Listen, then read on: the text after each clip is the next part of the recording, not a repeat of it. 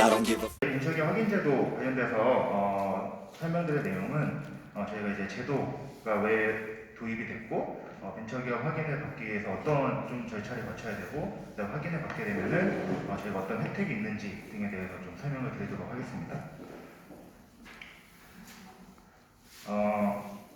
일단 저희 이제 벤처기업에 대한 좀 정의부터 한번 알아보고 가겠습니다.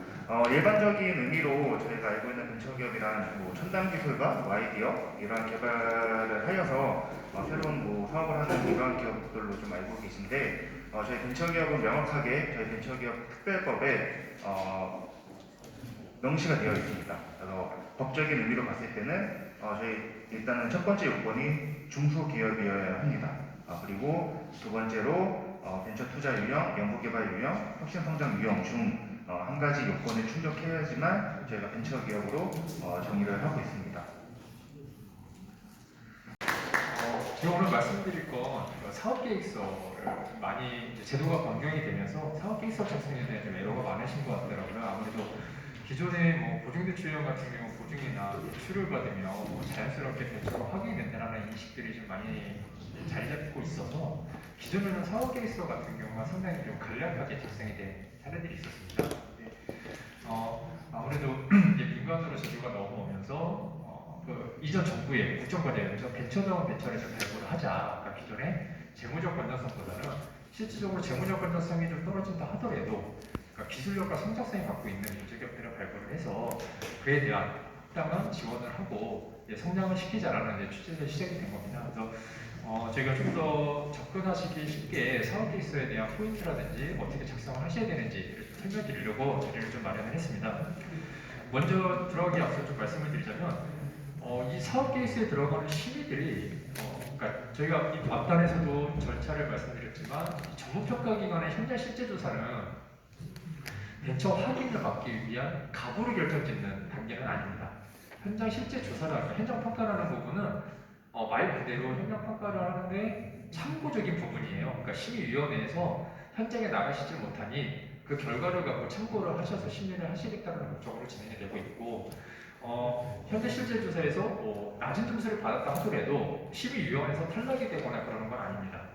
그러니까 평가 지표라는 것은 현장에서 그 확인을 하기 위한 항목들로 좀 구성이 되어 있고 그 항목들을 갖고 여러 가지 뭐 정량적인 부분이나 여러 가지 면에서 평가 점수가 좀 낮다 하더라도 기술성이나 혁신성이 이런 기업들 같은 경우에 이 기업 기술 같은 경우에는 개발이 완료되고 나면 엄청난 파급력이 있겠다. 지금 현재는 뭐 실현이 되고 있지 않지만 그런 기업들 같은 경우는 충분하게 벤처기업으로 확인받는 사례들도 계속 나오고 있고 저희가 그 제도가 변경된 이유도 그런 취지에서 시작이 된 거기 때문에 그런 이제 사업 계획서를 어떻게 구성하시느냐가 상당히 좀 중요하실 것 같으세요. 그래서 그런 부분들을 좀 말씀드리기 위해서 이 심의위원회는 정량평가가 아닌 정성평가다, 그러니까 정성에 대한 심의라는 부분을 좀 말씀드리고 싶고 다음으로는 이 심의위원들에게 좀 설득이 가능한 이런 근거들이 필요합니다. 뭐 예를 들어서 우리 기술은 좋아요. 근데 뭐가 좋은지가 이게 확인이 안 되거든요. 예를 들어서 어떤 뭐 인증 테스트를 해봤는데 기존 대비 뭐 이런 부분에 월등한 수치가 나타내는 근거들이 있다. 그런 부분들이 사업 케이스에 담기게 되면 충분한 설득력 있는 근거로 작용을 하기 때문에 그런 그 근거 위주의 사업 케이스 작성이 좀 좋으실 것 같고요. 다음으로는 단순한 표현으로 뭐 좋다 이런 표현보다는 수치로 정량화된 내용들이 좀 들어가야지만 심의를 하시는 입장에서도 근거 있게 심의를 하실 수 있는 부분으로 작용이 될 것 같습니다. 다음으로는 이제 사업 계획서 이제 저희가 온라인에서 신청을 하다 보니까 간혹 기업들께서 충분하게 서류를 준비하지 못하시는 경우가 계세요. 그럴 경우에는 신청 시에 업로드가 되지 않았다 하더라도 현장 실제 조사 때 전문평가 기관 담당자들한테 평가위원들한테 제출을 하셔도 됩니다. 그 평가위원들이 그 서류를 갖고 나중에 평가 결과 보고서 제출을 할 때 저희 쪽에 다시 업로드를 시켜주세요. 그래서 이런 부분들도 평가에 반영이 됐으니 참고하시라. 그럼 이제 위원님들이 그런 부분들까지 다 감안해서 심의를 하신다고 좀 말씀을 드리고요. 다음으로는 이제 이 기존의 어떤 기술이다, 뭐 되게 우수하다라는 부분들을 차별하려면 딱 그 키포인트가 좀 있어야 됩니다.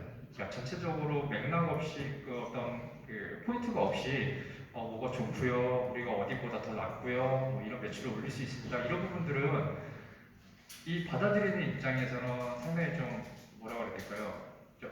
이렇게 러프하게 좀 받아들일 수 있는 얘기가 있기 때문에 그 포인트를 잘 잡고 가시는 게 상당히 좀 중요하실 것 같다라고 좀 말씀을 드리고요. 일반적인 뭐 회사 소개나 제품 소개 같은 경우에는 오히려 좀 더 사업 계획서가 좀 부실하다라는 인상을 받을 수 있기 때문에 그런 부분을 좀 유의해 주시면 좋을 것 같습니다. 그리고 뭐 지금 당장 그 항목에 이런 부분에 해당되는 게 없다 하더라도 어떻게 하실지의 계획만이라도 들어가는 게 상당히 좋을 것 같아요. 그러니까 지금 현재 저희 심의위원회에서 보는 포인트 중에 하나가 현재 어떻게 하고 있는지도 중요하지만 향후에 어떻게 할지 어떤 계획을 잡고 있는지도 상당히 좀 중요하게 작용이 되는 부분이기 때문에 그런 부분들을 좀 유념하셨으면 좋겠습니다.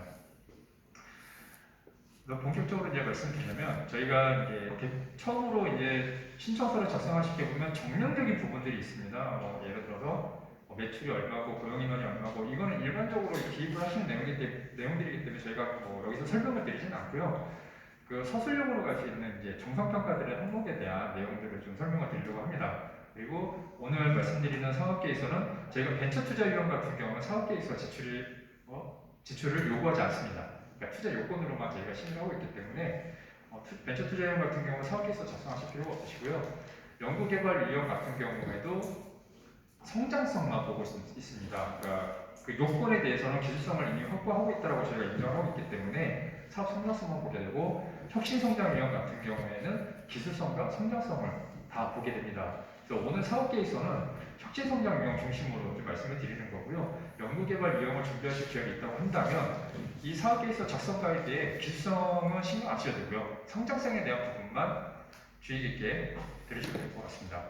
먼저 이제 대표자의 경영 철학이라는 부분이 있습니다. 이 부분은 저희가 지속적으로 지금 계속 산업계에서도 요구되는 부분인데 기업가 정신을 이제 보기 위한 부분입니다. 그래서 창업 동기가 어떻게 되고 기업 경영 관점은 어떻게 되고 비전은 어떻게 되고 조직 문화는 어떻게 되는지를 좀 간략하게 좀 작성을 해주시면 될 것 같고요.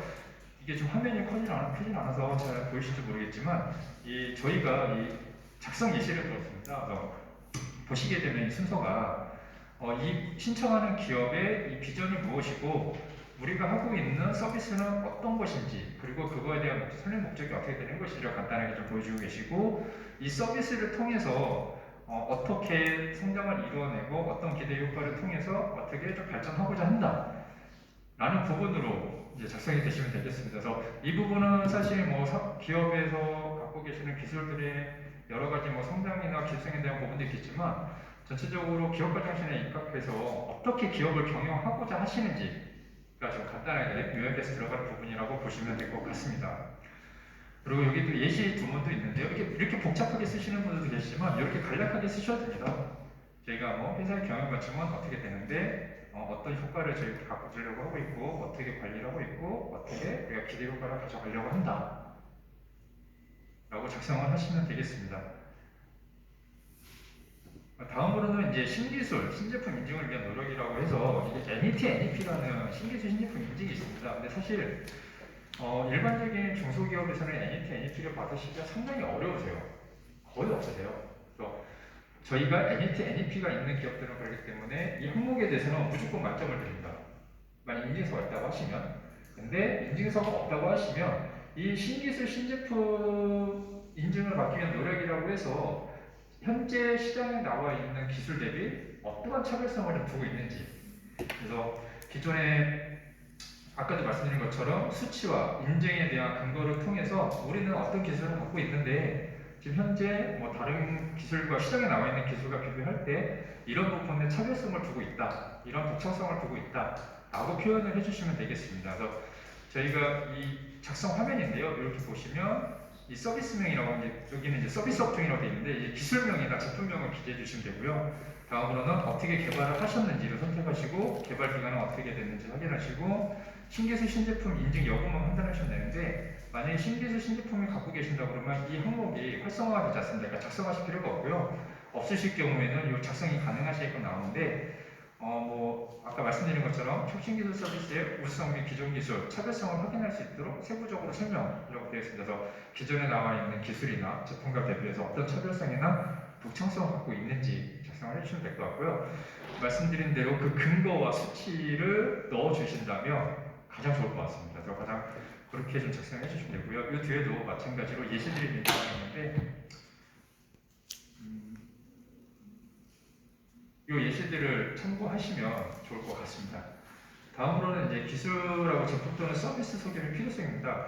이게 이제 이걸 개발하게 된 동기죠. 기술이나 제품에 대해서 이걸 왜 하는지, 그러니까 기존 시장에 나와 있는 기술들이 어떤 불편함들이 혹은 어떤 문제점들이 있었는데 이런 것들을 개선하기 위해서 뭐 이런 기술들을 개발했다라는 부분이 좀 포인트로 좀 작용을 할 것 같고요. 간략한 이런 어떤 구성을 좀 말씀드리자면 이제 문제점, 해결 방안, 적용 원리, 특장점. 그래서 어떤 문제가 있는데 우리가 이런 어떤 문제를 갖고 어떤 부분을 좀 해결하고자 했다. 그 해결 방안을 위해서 우리가 이런 것들을 개발해냈고 이 개발이 된 완료 이 제품이나 기술에 대해서는 이런 특장점을 갖고 있고 차별성을 갖고 있다.